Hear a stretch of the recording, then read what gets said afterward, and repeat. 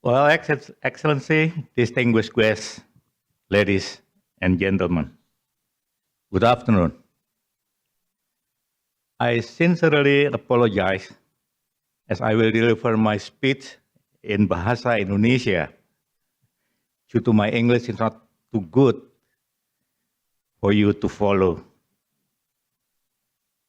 However, I've provided copies of the English version of my speech, and if you wish to have, please contact the area staff.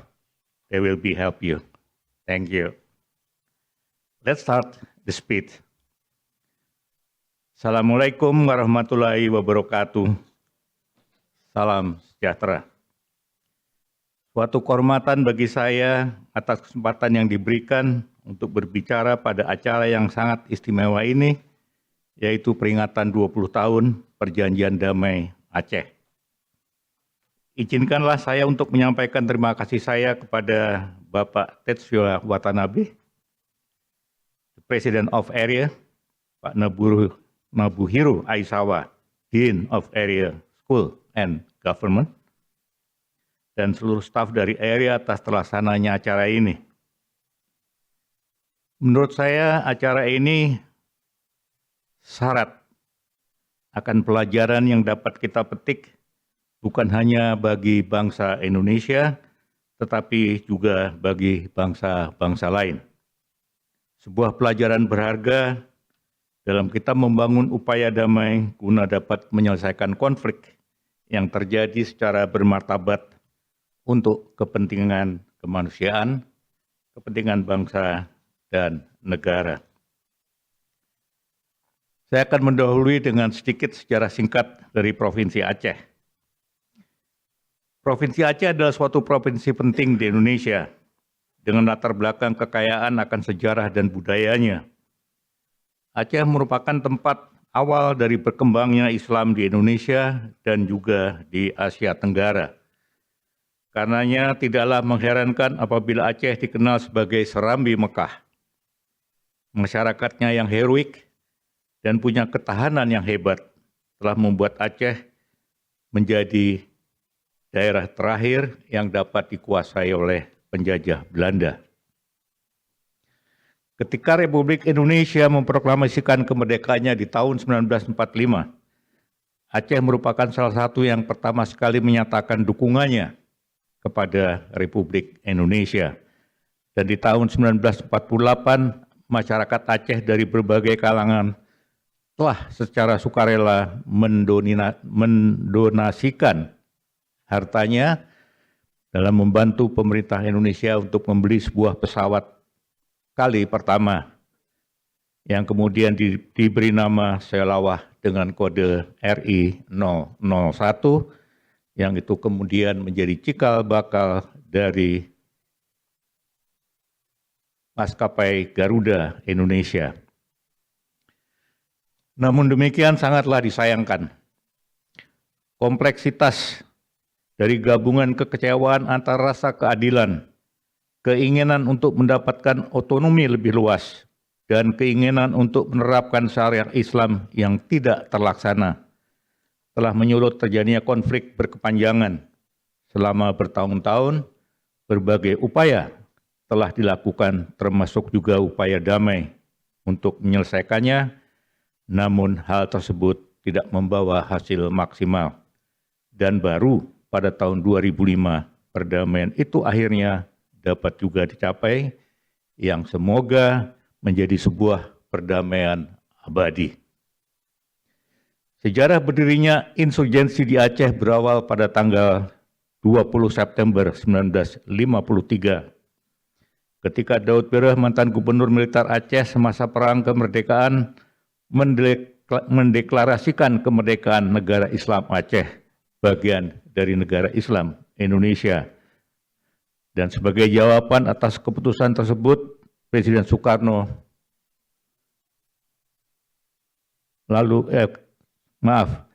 sebagai jawaban atas keputusan Presiden Soekarno yang menurunkan status daerah khusus Aceh menjadi bagian dari Provinsi Sumatera Utara, di mana hal tersebut telah menimbulkan kekecewaan berat di kalangan masyarakat Aceh, Akibat dari deklarasi tersebut, Presiden Soekarno memutuskan untuk melancarkan operasi militer, namun juga diselingi dengan beberapa kali upaya damai, yang kemudian membuahkan hasil melalui kesepakatan yang ditandatangani oleh Daud Bere dengan Komandan Resort Militer Aceh pada Desember 1962. Namun demikian, tidaklah semua masyarakat Aceh dapat menerima kesepakatan tersebut, dan aspirasi untuk mereka untuk merdeka masih tetap tersimpan di hati sebagian masyarakat Aceh. Karena saya berbicara tentang gerakan Aceh Merdeka, di tahun 1976, kesepakatan damai tahun 1962 harus berakhir. Tengku Hasandi Tiro, keluarga di pahlawan nasional, Tengku Cik Ditiro, menyatakan berdirinya Gerakan Aceh Merdeka yang bertujuan untuk melanjutkan aspirasi dari Daud Bere dalam mendirikan negara Islam Aceh. Presiden Soeharto memandang hal tersebut sebagai sebuah tantangan serius pada persatuan dan kesatuan bangsa dan memutuskan untuk menyelesaikannya melalui operasi militer. Namun keputusan tersebut telah menyebabkan meningkatnya antipati masyarakat Aceh pada pemerintah pusat. Dan di tahun 1989, situasi konflik semakin membesar. Pemerintah kemudian menyatakan Aceh dalam status daerah operasi militer yang memberikan kewenangan lebih kepada militer untuk dapat segera menyelesaikan konflik tersebut. Walaupun di awal tahun 1990, konflik bersenjata di Aceh menurun secara signifikan, namun operasi militer telah meninggalkan luka di hati masyarakat Aceh. Turunnya Presiden Soeharto di tahun 1998 membawa dinamika baru atas konflik di Aceh. Presiden Habibie sebagai pengganti Pak Harto mendapatkan ruang untuk menggunakan cara-cara lain di luar operasi militer. Pada 7 Agustus 1998, Panglima ABRI Jenderal TNI Wiranto mengumumkan pencabutan status DOM di Aceh. Lalu beberapa hari kemudian, di Hari Kemerdekaan Indonesia di tanggal 17 Agustus 1998, Presiden Habibie menyatakan permintaan maaf secara resmi kepada masyarakat Aceh yang diikuti dengan keputusan bahwa Provinsi Aceh dinyatakan sebagai daerah khusus. Kesemuanya itu dilakukan sebagai upaya untuk dapat mengembalikan kepercayaan masyarakat Aceh kepada pemerintah pusat. Namun gelombang sentimen anti-militer dan anti-Jakarta yang kala itu tengah berkecamuk saat itu di berbagai daerah, bukan hanya di Jakarta tapi juga di berbagai daerah termasuk di Aceh, membuka peluang bagi GAM untuk memodifikasi strateginya dan juga untuk meningkatkan kekuatan.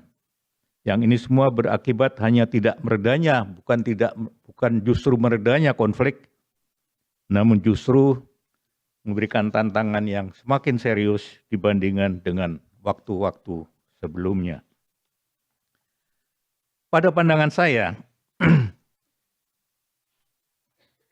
terjadinya transformasi GAM ini disebabkan oleh adanya 3 faktor utama.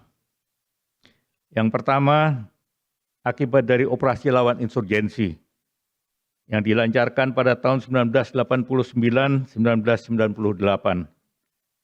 Bagaimanapun juga, perang pasti telah menyebabkan banyak penderitaan di kalangan masyarakat. Pasti. Tidak ada yang perang yang tidak menyebabkan penderitaan di masyarakat. Kita lihat yang sekarang, yang ada di hadapan kita pada saat-saat ini. Perang di Palestina, perang dimanapun yang saat ini tengah terjadi, termasuk di Thailand dan di Kamboja, akhirnya adalah rakyat.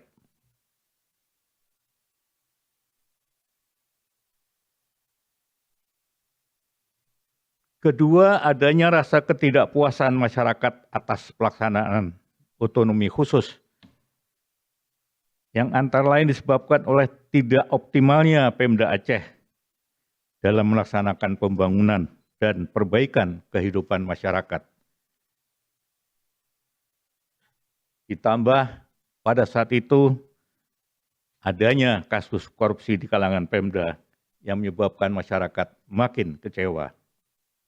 Dan faktor ketiga adalah adanya kesempatan yang kemudian dimanfaatkan oleh Piagam seperti yang saya telah uraikan di atas, serta juga pada saat pelaksanaan proses perdamaian yang sebetulnya telah disepakati bersama, yaitu saat jeda kemanusiaan, humanitarian pause, dan penghentian permusuhan, cessation of hostility agreement pada tahun 2000 hingga Mei 2003.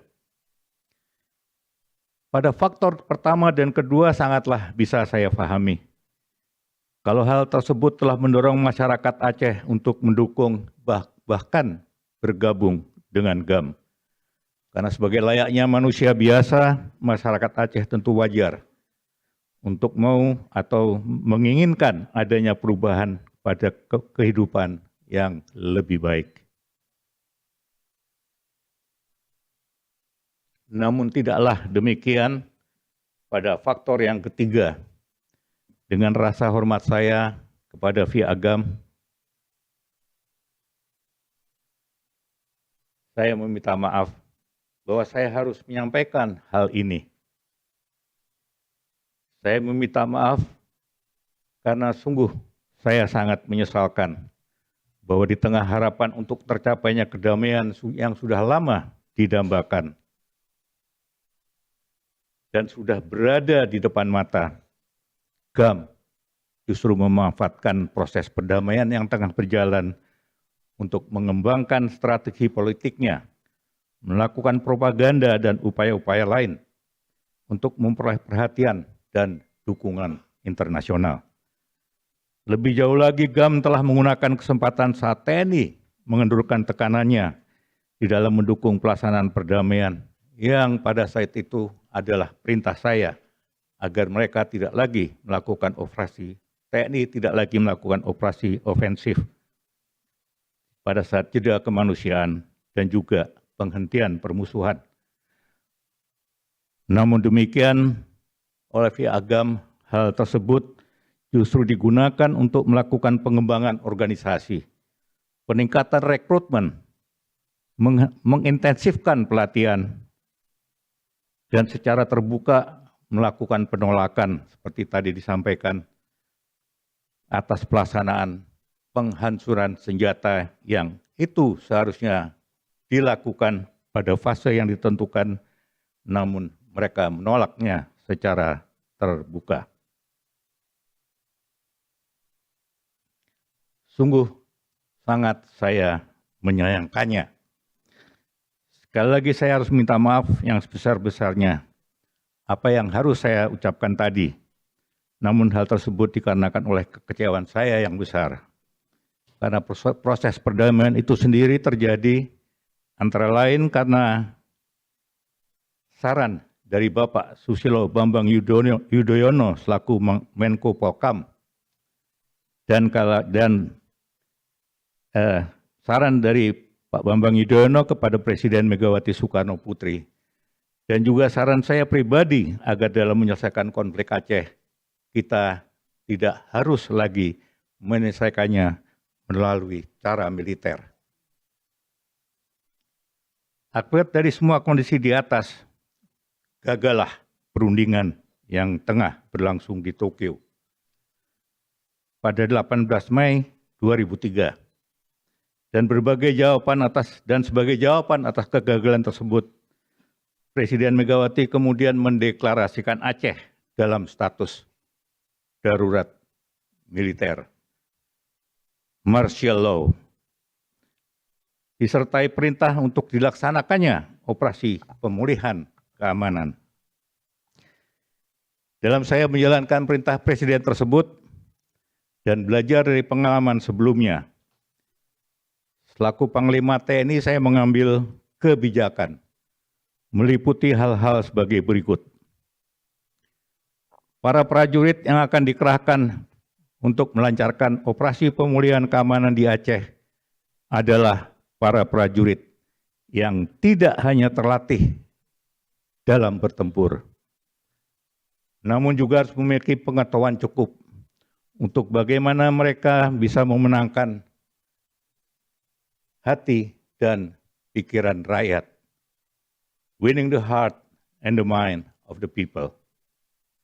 Memiliki kemampuan maksimal untuk dapat mencegah terjadinya korban di pihak rakyat. They have to strive to the best of their ability to avoid civilian casualty. Dan juga para prajurit harus benar-benar menjunjung tinggi pada hak asasi manusia. They have to uphold the human right.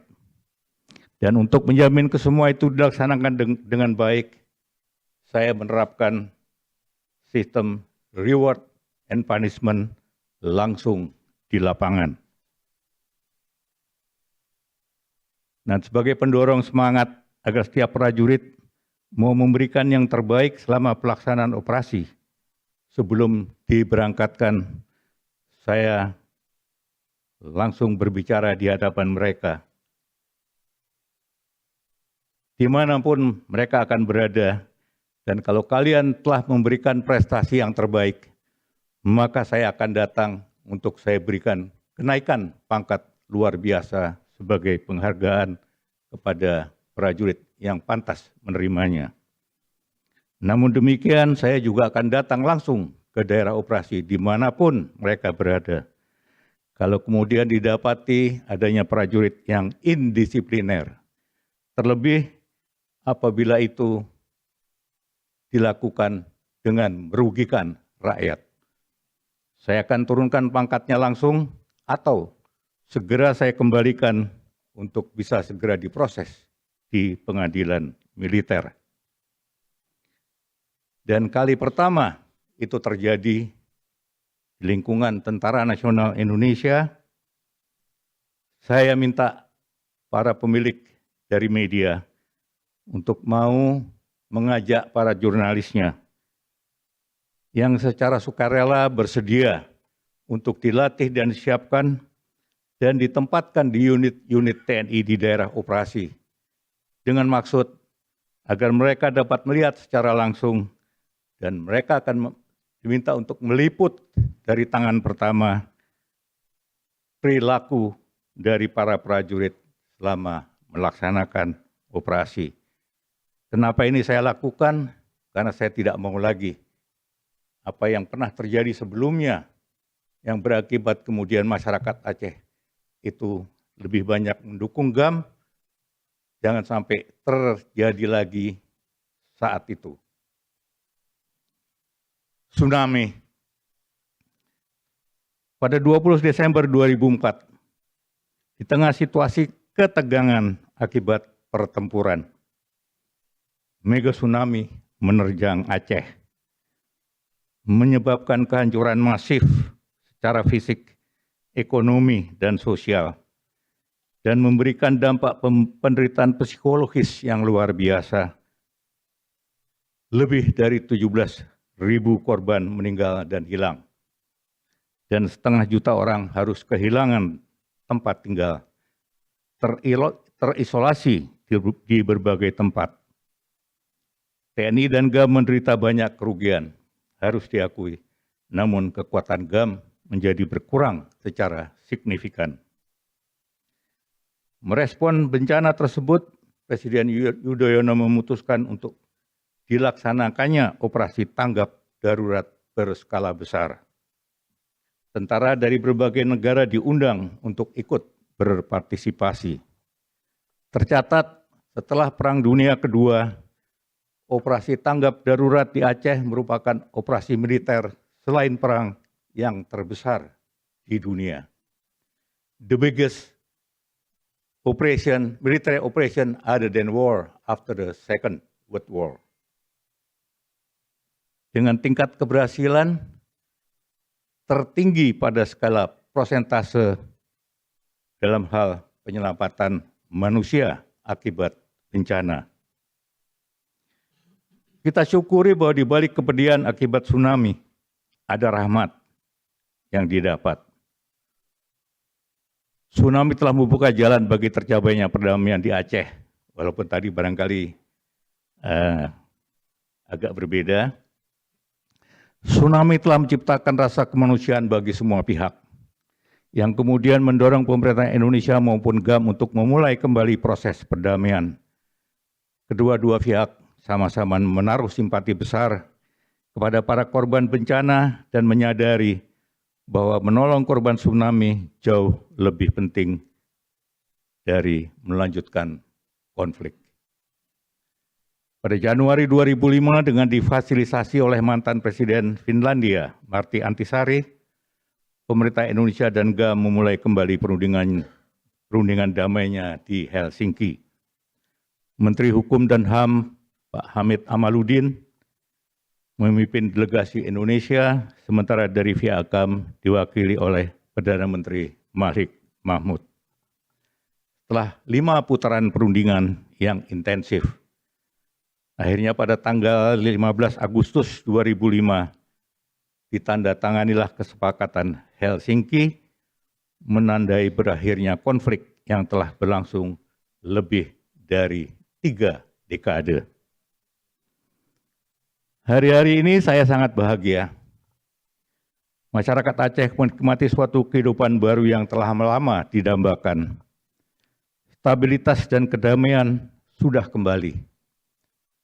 Tidak ada lagi suara tembakan yang saling berbalas. Tidak ada lagi suara ledakan, granat maupun bom. Para orang tua tidak lagi merasa khawatir melepas anak-anaknya pergi untuk ke sekolah. Masyarakat Aceh kini bisa bepergian kemanapun tanpa diliputi rasa takut. Tiap orang kini memiliki kesempatan untuk hidup dengan harapan dan kebahagiaan. Dan senyuman muncul dari setiap orang dimanapun di Provinsi Aceh saat ini. Sebelum menutup pembahasan ini, saya akan sampaikan pandangan saya berdasarkan pemahaman saya dan juga didasari oleh pengalaman yang kita dapatkan dari kasus Aceh. Bahwa tugas militer sebagai alat negara adalah menjaga dan mempertahankan kedaulatan negara, keutuhan wilayah, dan keselamatan bangsa. Setiap kebijakan untuk menggunakan kekuatan militer dalam menyelesaikan permasalahan yang berasal dari dalam maupun luar negeri adalah merupakan keputusan dari pemegang kekuasaan negara dengan terlebih dahulu mendapat persetujuan dari otoritas politik yang relevan. Dan ketika keputusan itu diambil, militer harus tunduk untuk melaksanakannya. Dalam kasus konflik Aceh, pemerintah Indonesia telah menerapkan kedua-dua cara penyelesaian, melalui pendekatan militer maupun juga solusi damai. Setelah Presiden memutuskan untuk mengakhiri operasi militer dan menggantikannya dengan cara-cara damai, yang ini sudah disetujui oleh parlemen, maka perintah pertama saya kepada seluruh pasukan yang berada di Aceh adalah hentikan semua operasi ofensif. No more offensive operation. Tidak ada lagi pengejaran dan penghancuran lawan. Limit the activity of the troop. Dan laksanakan patroli hanya untuk pengamanan ke dalam. Conduct perimeter patrol just for internal security. Sebagai penutup, saya akan mengulangi pernyataan saya di hadapan banyak politisi dari berbagai negara saat dilaksanakannya Shangri-La Dialogue di Singapura. Tidak lama setelah penandatangan kesepakatan damai Aceh yang saya sampaikan pada saat itu, apabila sebuah negara menghadapi permasalahan, baik itu yang berasal dari dalam maupun luar negeri, seperti adanya klaim wilayah yang tumpang tindih atau permasalahan lainnya, maka gunakanlah militer sebagai upaya terakhir. Namun apabila untuk tujuan kemanusiaan, gunakanlah militer sebagai alat terdepan. Itu berdasarkan pengalaman saya di Aceh, bagaimana hasil maksimal yang didapat dengan dalam operasi kemanusiaan, tetapi tidak begitu maksimal apabila tidak diselingi dengan upaya-upaya lain untuk menyelesaikan masalah konflik. Sekian, terima kasih. Wabillahi taufiq wal hidayah. Wassalamualaikum warahmatullahi wabarakatuh. Thank you.